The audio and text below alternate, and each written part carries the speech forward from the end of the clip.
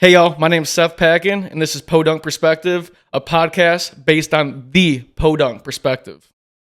Podunk Perspective, we are back with Faith Schuler. How are we doing? What's up, Seth? I'm great. How are you? Good. Thanks for having me. No problem. You were actually one of my first interviews when I first moved to town. Oh my gosh. You know what that? A full circle moment Right? we're having. That's It's amazing. so cool. I'm flattered. Mike over at Primetime hooked it up. That's right. Mm-hmm. That was honestly one of the best interviews I've ever had. So we're about to find out if you can top it this time. Let's see if I can do it.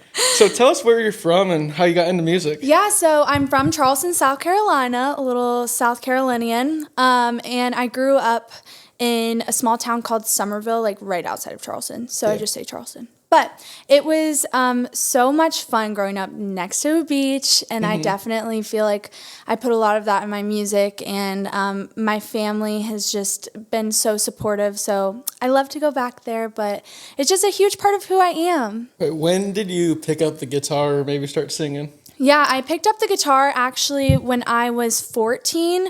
My dad came home from one of his customers' houses, and he was like cleaning out their attic or something. He's a contractor, and he was like, "Oh, I brought this for you," and it was like a nylon string, like Yamaha, really old guitar. And I remember even trying to tune it, and it still sounded like kind of wonky, like something's wrong with this guitar. But my mom was like, "Yeah, if you learn how to play, I'll buy you a new one." So I worked really hard and got a Taylor when I was 15. But I actually didn't learn guitar first. I played piano first and started taking lessons when I was 9. So that was my first instrument. Do you think that helped you, like learning piano first and then learning guitar? Yeah, tremendously. I feel like piano is such an amazing, beautiful instrument, and it's great to learn first because you also understand music theory and like how instruments work. So it was so much easier for me to pick up a guitar and start playing.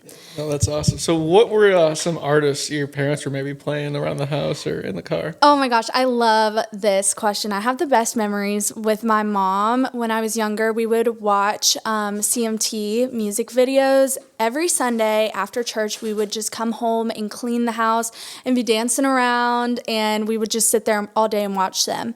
And so, of course, like I saw Taylor Swift's like Tim McGraw music video on there when I was so young, and it's showing my age. But I just remember being like, that's what I want to be. So a lot of Taylor Swift, a lot of Martina McBride. Yeah. We loved her. Early Rascal Flatts was so good. And then I also loved R&B music, which was so weird. That's like great.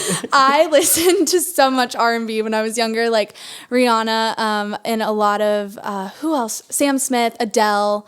Like I love R&B. It's another side of me. So that's really cool. So did you play sports in high school or? Oh man, I was a dancer for 10 years. Some people say dancing isn't a sport, but competitive dancing is tough. And I would spend hours after school just rehearsing, and it was like definitely kept me in shape but burned me out. So by the time I was done with competition, I was well into like my piano lessons and going to vocal lessons and really trying to pick something. And so I really wanted to try out for volleyball, but I didn't. But I also did do archery at one point, which is so random. So how did that come A little to be? Katniss Everdeen over here. Yeah, it was really fun. I actually did like serious competition. That's wild. It sounds kind of crazy, but yeah, it was not a forever thing. So we had to break up. What did that look like? Or who got you into that? So I went to a very like small private school, and we had not much to offer. And they were like, "Do you want to sign up for the archery team?" And I was like, "Sure." So then it became like a legitimate thing, and I did this for like 3 or 4 years. And we would go to like Kentucky and different places to compete.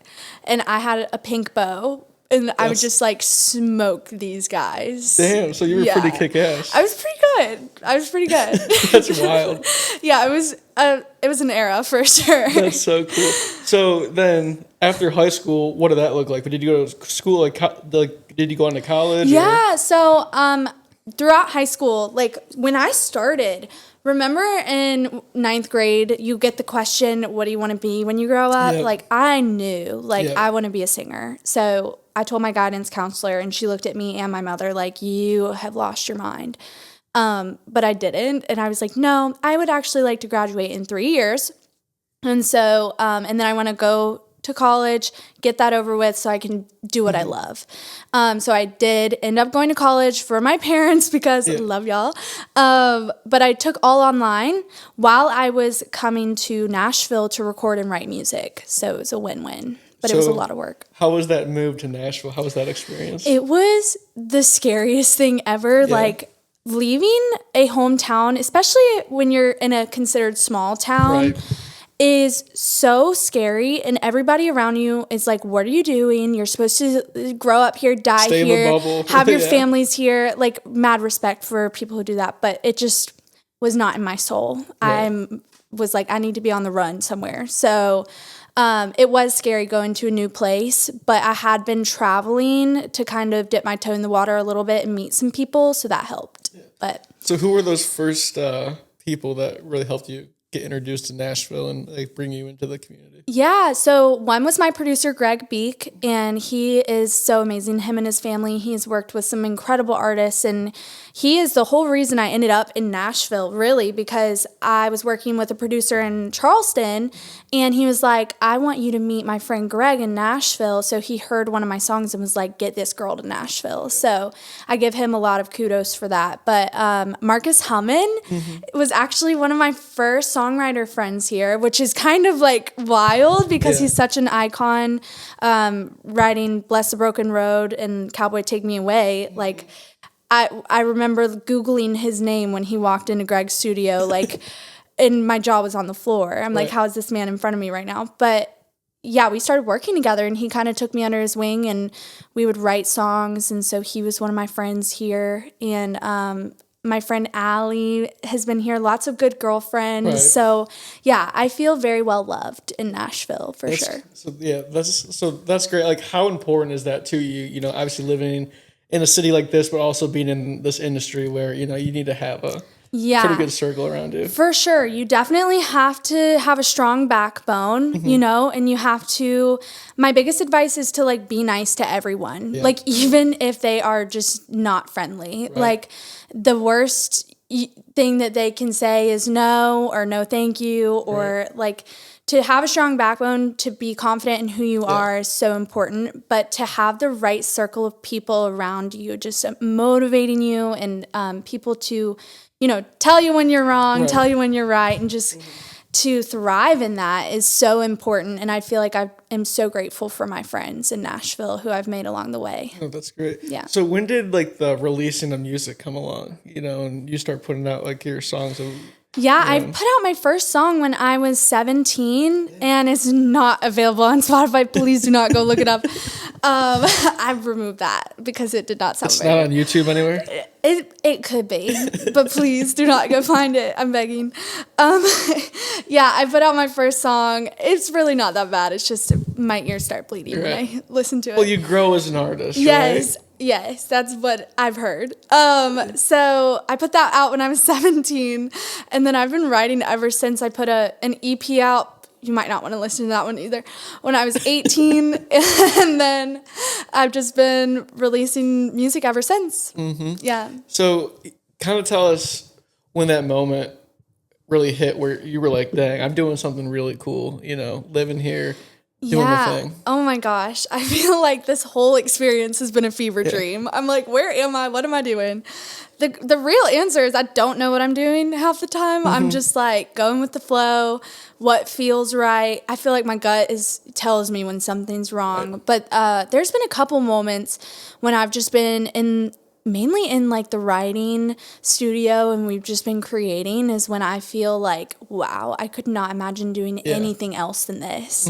It just gives me chills even thinking about it. It's a feeling you can't describe when you create something out of nothing. Right. You know, like an idea turns into a song, and now this can be played and hopefully inspire others as well. So I've had a couple of moments and a couple of songs where I've been like, wow, I'm so grateful and this is so right for me. Does writing come easy for you?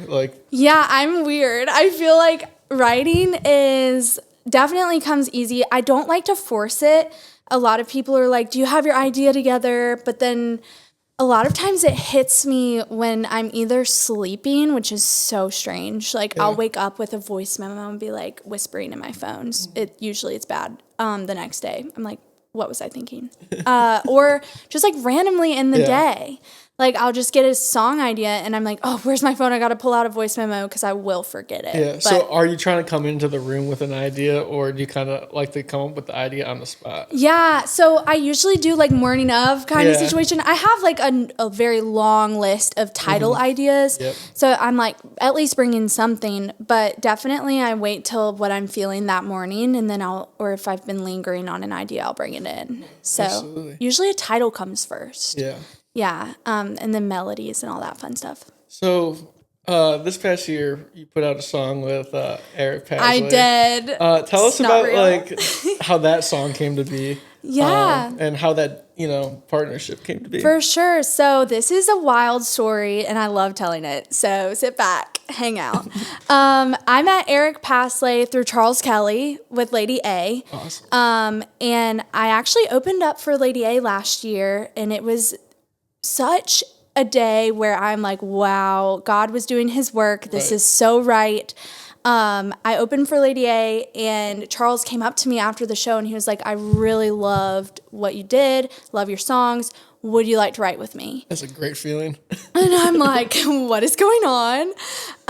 And so obviously I said yes. Yeah. And we exchanged info, and then I'm like, there's no shot that this guy is going to follow through. No, he did. He was like, I want you to meet my friend Eric and Tom Jordan from Seaforth, and we're going to get in the room and we'll write a song together. So we scheduled it a couple weeks later, and it was the best write of my whole life.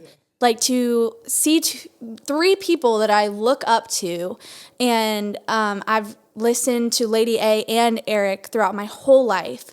And to watch the way their brains work when they write was the most surreal feeling and so inspirational. So that's how the song was written. It's called I Dream You. And then afterwards, we weren't sure if it was going to be a Lady A cut or a me cut, or everybody can have it. Charles, if you're listening, you can still have it.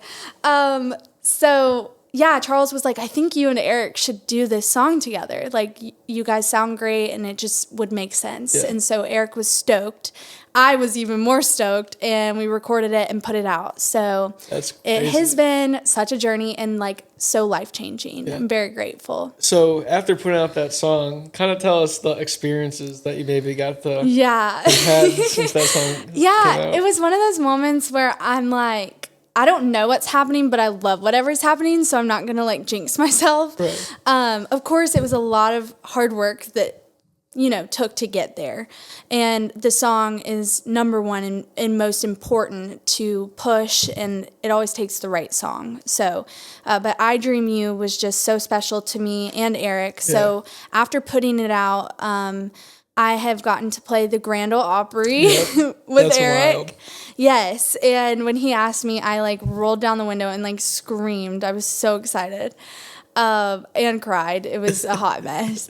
So I got to do that, and I've just met so many people and have been able to have so many opportunities because of it. So what did that day look like for you? You get up. You're getting ready to play the Opry, Oh my gosh, I was so nervous. And I was sick. Yeah. I was of all the days of the year. Yeah, of course. Listen, of all the days that I'm healthy, today is the one day that I'm sick. Yeah. And I don't know if I was just nervous, but my throat was sore. And I was drinking tea every hour of the day, mentally freaking out, I cannot blow this. This has to go well. So a lot of praying. And I woke up, went to the gym, did everything to distract myself for the whole day until I got there because I'm I don't want to have time to think. Yeah. So I ended up getting there. We rehearsed it probably 7 times, no joke, just going through parts. And then one thing that I didn't realize is when you step into the circle, that is the first time you're actually stepping into the circle. Like, you were not allowed to, even in rehearsal, they take you backstage, or if you're on the stage, you don't get in the circle until you sing it. I heard it's bad luck. Listen, bad luck. So I remember walking out, oh my gosh, and the whole freaking point is to step in the circle, right? And I was not doing it, because Eric was there, and it's quite a tiny circle. You don't realize it, and he keeps nudging his head, and I'm like, "What are you doing?" And he was trying to tell me to scoot over. Yeah. So first couple of seconds, if you see the video, you'll notice couldn't get the memo, but then I did, so it was okay. Great. That's so cool. Yeah. So, besides that, that's got to be one of your top gigs. Yeah, but for sure, hard to beat. What else out there? What was maybe your highlight show you've played, or maybe your first show you played? Yeah. I definitely think the opening for Lady A was incredible. It was the first sold out show I've ever played, so it was packed, and people even had their flashlights out, the whole thing that just made it so magical. And through that show, I've actually made a bunch of new friends who I'm still friends with, my videographer to this day. So I just feel very connected to that day through all the relationships that I've made. Another one would be the Carolina Country Music Festival. Wow, what a fun, exciting day. And it was just incredible because it was one of those festivals that I've wanted to play my whole life, especially being from Charleston. So I remember I told myself, I'm not going to reach out this year. I'm not. I'm just going to put in the work and let God do his work, and whatever's meant for me is going to happen. And I was home one day, and I got a call, and he was like, hey, this is so-and-so from Carolina Country Music Festival. How are you? And I remember just falling off of my bed. Is it Braxton that runs that one? No, I love Braxton though. The guy who called me, his name's Mike. Okay, so he was so kind and helpful the whole time. But Mike called me and he was like, hey, you want to play Carolina Country Music Festival? And I was like, of course. The one time I'm like, I'm not going to touch this. Yeah. So that's how I live my life now. That's so cool. So what was maybe your first gig looking like, Oh man. Oh gosh. It was definitely at a place called Coastal Coffee Roasters. Shout out in Summerville, South Carolina.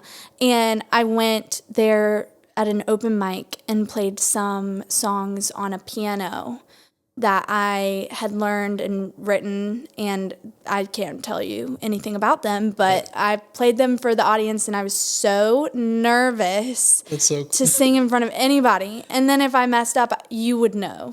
I would make it very dramatic and obvious. Well, it's so cool because look how far you've gotten, right? You're in Nashville now. I messed up, and I'm like, whatever. Yeah. That's awesome. So you actually have a song coming out. This podcast will be out already, but a song coming out this Friday, the 12th. Yeah.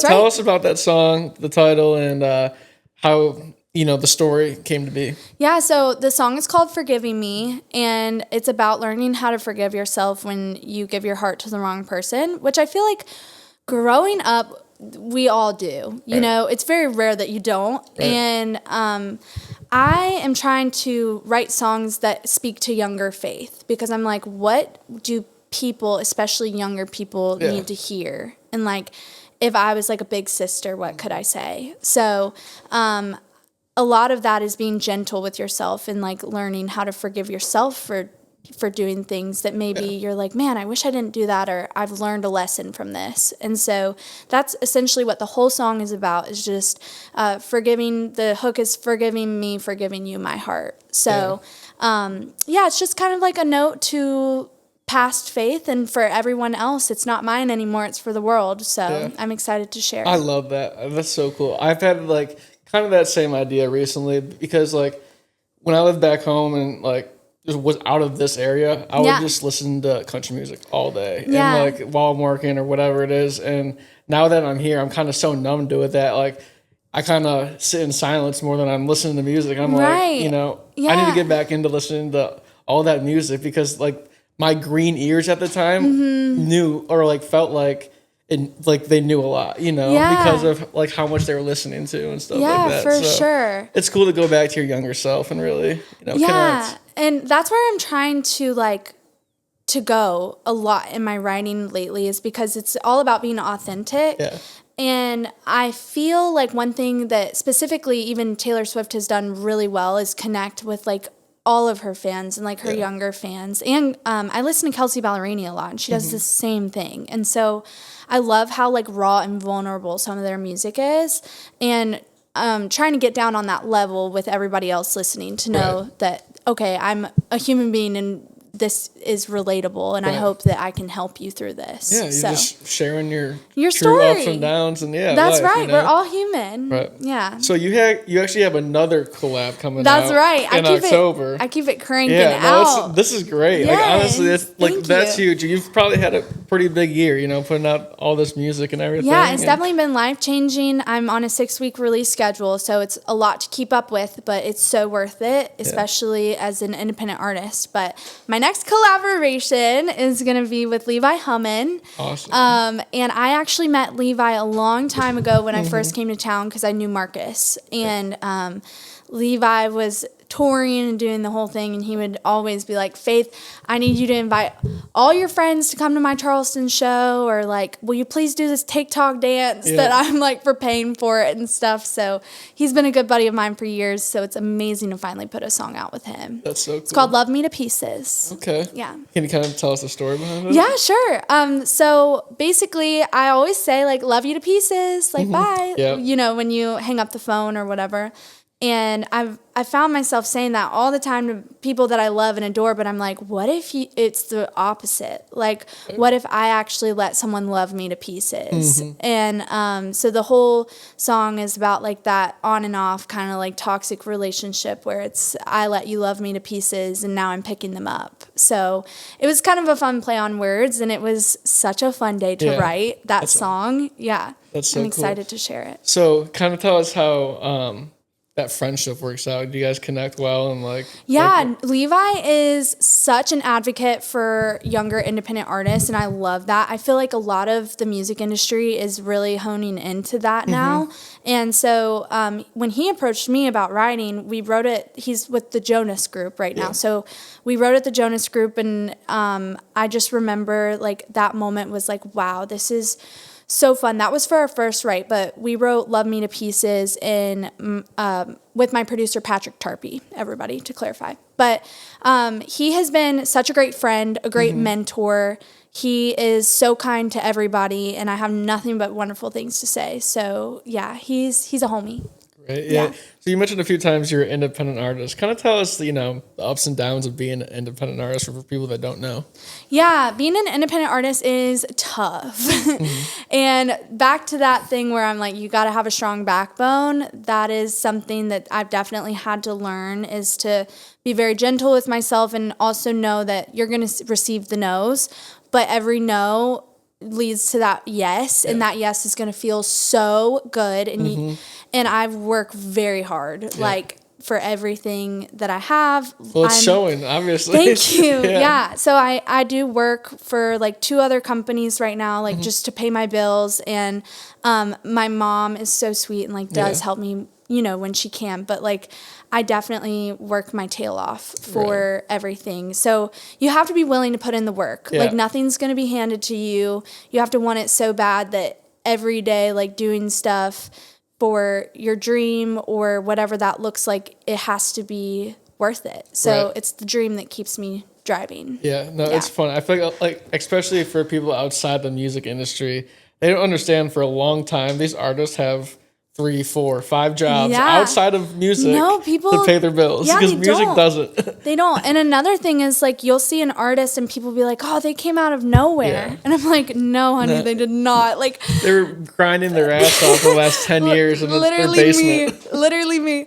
Some days, man, it's like, and it is like a toxic relationship, an up and down roller coaster, but you just have to see the end goal and let those good moments be the reason why, you're doing it. Like the wins, the little and the big wins keep you going for sure. That's great. And have a grateful heart. That's something I'm still working on. Some days I'm like, man, today is so bad. Like, and I just get down in the dumps. But celebrate those small wins. yes, trying to keep a positive attitude, speaking to myself, and just to keep pushing forward is so important because, not everybody gets to live this life and to sing and live their dreams. So I'm very fortunate and blessed to do so. Yeah, that's so true. Well, you brought your guitar. I did. I think we're going to get to some music. Perfect. Let's do it. I'm excited.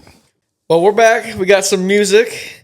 You got the guitar out. That's right. What's this first song you got for us? Also, I love this guitar. It's like my personality. That is pretty. It's a Gibson. I just got it, so I'm bragging on it. My first song is called Living in Your Head, and I wrote this one last year, put out the music video, the whole shebang, but it's about living in someone's head rent-free. So, hope you guys like it. Let's do it.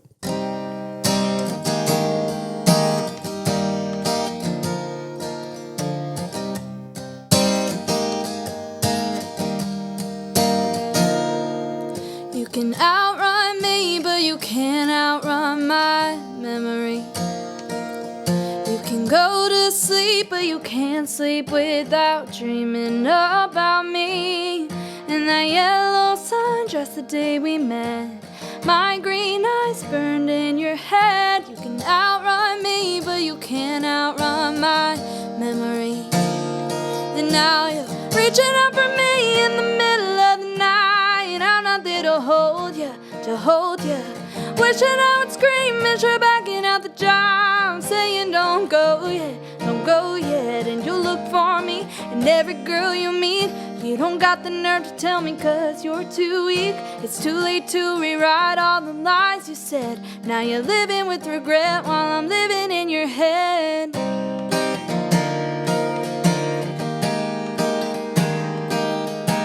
Where were you when I cried myself to sleep? You were out with the boys hitting on anyone that wasn't me. And you hope I'd be nice, that you crawl right back in my Jeep.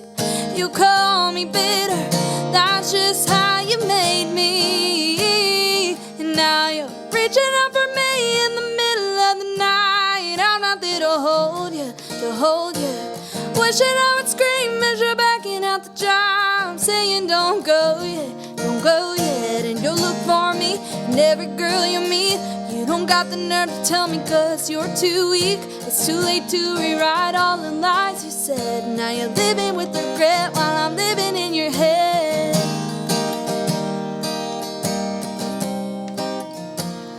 And I'm still learning to forgive, and you're still learning to forget.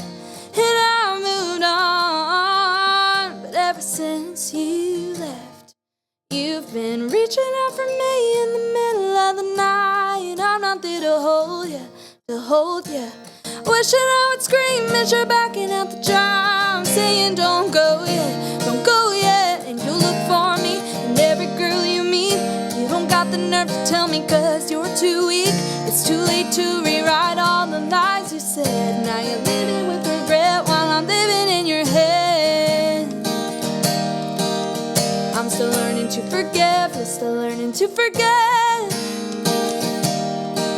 And now you're living with regret while I'm living in your head. Let's go. That was killer. Thank you. That was awesome. Oh, thanks so much. Oops. Who'd you write that one with? Oh gosh, I wrote this one with my friend Ellis and my producer Patrick Tarpey. And I swear anytime we write a song together, it's like the most magical thing ever. Yep. Some people you just click with, Right, yeah. and we're that team, I have to say. So, okay, what's another one? Let's do maybe, I Dream You, I've got Crush. That one could be fun. Yeah. Yeah, we'll do Crush. I think these are the right chords. We're about to find out. I like your capo too. It's Oh, thank you. bedazzled. One time I thought I lost it and I got incredibly sad. And it showed me, when you lose something, you're like, wait a minute, I really love that. I didn't realize how much I did until I lost it. But it's so cute and it has my name on it. Yep, that's great. So I'm going to play Crush, and this song is about a crush. It's like that first feeling when you have a crush, So It's fun. I wrote this one with Eric Paslay. Okay. And my producer Patrick Darby. I put that at the end of everything I say because he rocks. I see you watching me from across the room. Your smile's looking like someone I wish I knew. I shy away, wait for you to make your move. You said, come on baby, dance, only got everything to lose.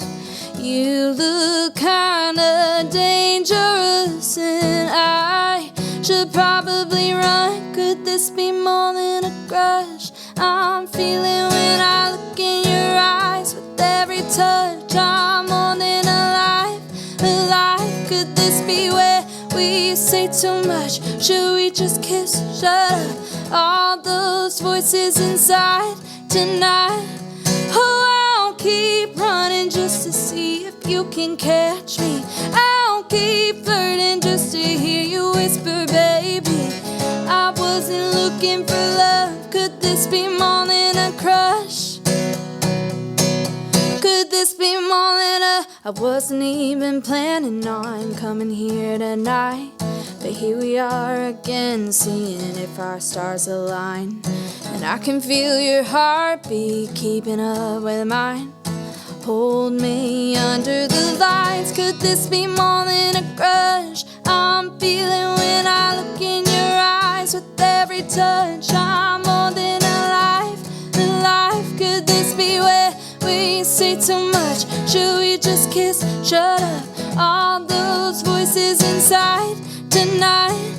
Oh, I'll keep running just to see if you can catch me. I'll keep flirting just to hear you whisper, baby.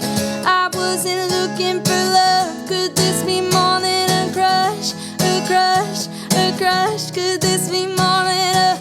You look kinda dangerous and I should probably run. Could this be more than a crush? I'm feeling when I look in your eyes. With every touch I'm more than alive. Could this be where we say too much? Should we just kiss? Shut up. All those voices inside tonight. Oh, I'll keep running just to see if you can catch me. I'll keep flirting just to hear you whisper, baby. I wasn't looking for love. Could this be more than a crush? Could this be more than a crush? Ta-da. I love the vibe of that one. Thank you. That's so cool. It is vibey for sure. Definitely one of my favorites to play. So, like, how long ago did you write that one? Like, oh, I put that one out early on in 2025. Yeah. So I think we wrote it maybe...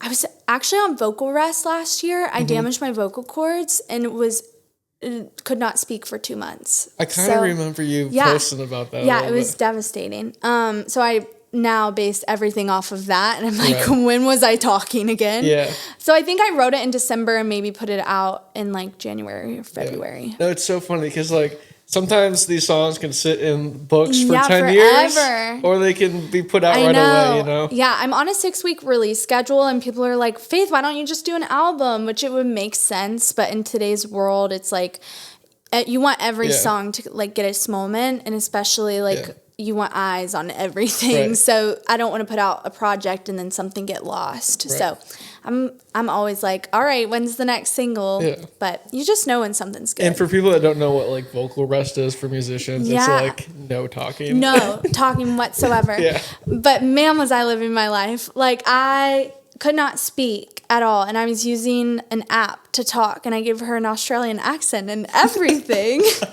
I was like, I want to be Australian. That's great. And so I would like be like, 1 second. And then I'd like type out what I wanted to say. But I met Jelly Roll when I was silent. We bonded. He was so sweet. That's crazy. So nice about it. And he was like trying to talk to me, and I was just like staring at him, like, what do I say? And so I ended up, thumbs up. I would be like to Jelly Roll, imagine. So I had a little piece of paper with me that said, sorry, you can't talk on vocal rest. That's great. And he was like, I've been there too. And he was like so nice about it. It was hilarious. And I went to a Post Malone concert. I was just like, another thing I've realized is like, if you want your way ever, just don't talk. Like, the lady was like, your bag's too big to get in this concert. And I'm like just in silence, like looking at her, like not saying anything. Walked by. She goes, go ahead. That's great. So it was quite the experience. It's the confidence behind it, right? It was character building for sure. So what's this third song? Okay. Oh gosh, putting me on the spot. Shout out Good Boy. Good Boy. These are sick. actually really, really good. But I love it. They're easy. They're easy to put down, you know. These are actually really good. Boy. There's your ad. That'll be $200. I'm just kidding. Sorry. I'm being so goofy. Nolan loved that. Thank you. I'm glad someone did. Oh, sorry guys. My true colors. Let's do I Dream You. Let's do it. So this is the song that you put out with Eric. Yeah. It's not going to sound as fun because obviously, unless you want to take the male part. I wish I could. Okay. I can't. It's fine. So I'm just going to sing it the way I sing it, but check out the full version on Spotify or Apple or wherever you get music.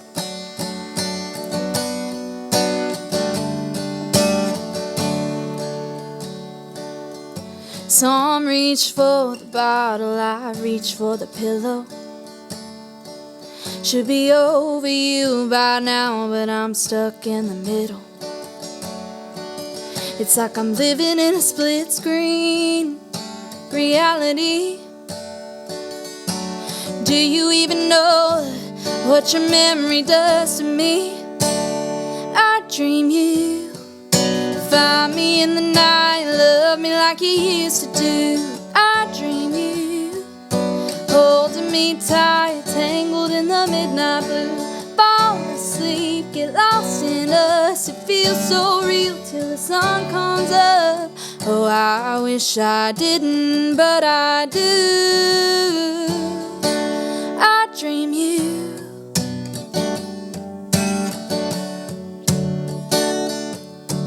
Why you gotta keep showing up uninvited in my head? How am I gonna sleep when I'm sleeping with your ghost in my bed? It's like I'm living in a split screen reality. And I wonder sometimes when you close your eyes, do you see me? I dream you.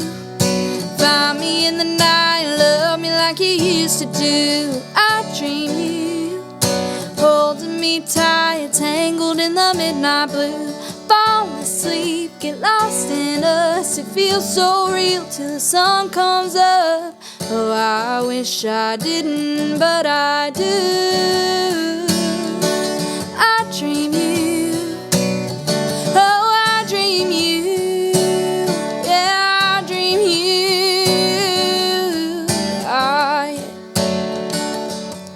Some reach for the bottle, I reach for the pillow. Should be over you by now, but I'm stuck in the middle. I dream you. Find me in the night, love me like you used to do. I dream you. Holding me tight, tangled in the midnight blue. Fall asleep, get lost in us. It feels so real till the sun comes up. Oh, I wish I didn't, but I do.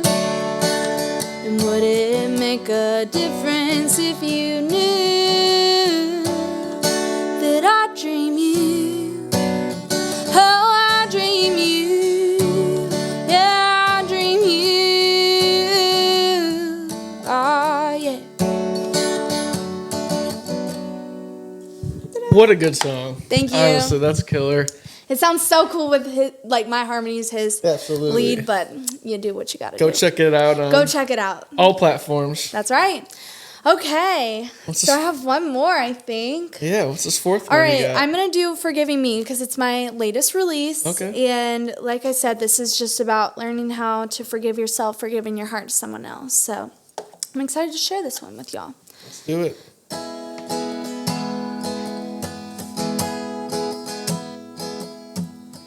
Was I the problem for wanting to be the problem solver? Believe in you when you said you won't end up like your father. Was it a crime for trying to find my happy ever after? Wish I would have fallen out of love a little faster. What a disaster. I could wake up in yesterday's makeup, blame me even though I should blame you. Beat myself up till I'm black and blue for every little thing that you put me through. Was I blind or running from something? Hating myself won't get me nothing. I'm not there yet, but I know that I gotta start forgiving me for giving you my heart.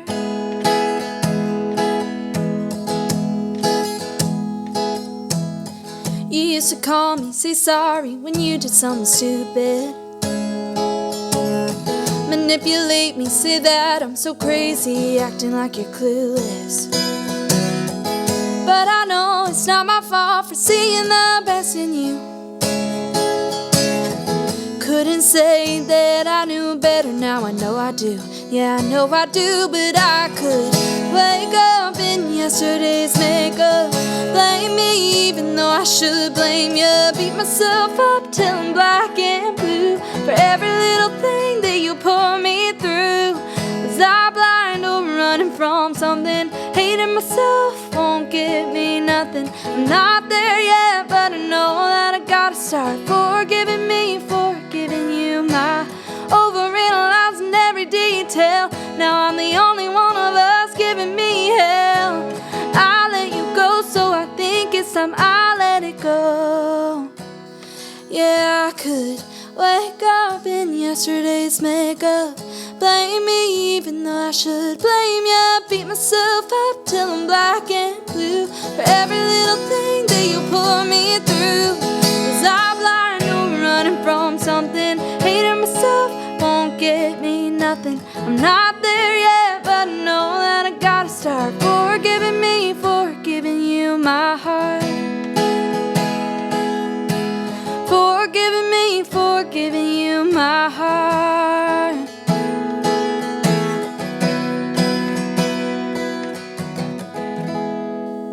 Faith Schuler, everyone. Hey, thank you. You killed it. Thanks for having me. Thanks for coming my on. I gosh. really appreciate it. I know we've been talking about it for a minute. Yes, You know, this has been incredible. We saw each other at Odie's. Oh, that's right. Old Dominion. Yeah. And we were like, we need to get this on the books. We're like, come on, we got Yep, this. and it finally happened. We're I'm just so two happy. busy people, but thank you so much for having me. Yes, This has thank you, been thank you. so much fun. Go check out Faith Schuler on all platforms. Go follow her on social media. Podunk Perspective out. That's right. We'll see you.